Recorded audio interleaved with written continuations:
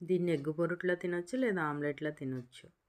ఒక ప్యాన్ పెట్టుకొని కొంచెం ఆయిల్ వేసుకొని సన్నగా తరుక్కున్న ఉల్లిపాయ పచ్చిమిరపకాయ వేసుకొని అవి లైట్గా వేగిన తర్వాతకి హాఫ్ స్పూన్ అల్లం వెల్లుల్లి పేస్ట్ వేసుకొని అది కూడా వేగిన తర్వాతకి రుచికి సరిపడా ఉప్పు, కొంచెం పసుపు, కొంచెం జీలకర్ర వేసుకొని అవి కూడా వేయించుకోవాలి. ఇవి వేగిన తర్వాతకి పొడవుగా కట్ చేసుకున్న టమాటో వేసుకొని అది కొంచెం మెత్తబడిన దాకా మగ్గనివ్వాలి.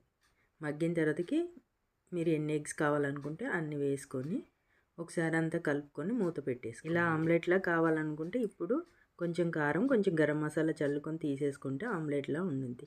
నేను కూరలా చేస్తున్నాను కాబట్టి కారం, గరం మసాలా, ధనియాల పొడి వేసేసి ఇలా కలిపేస్తున్నాను.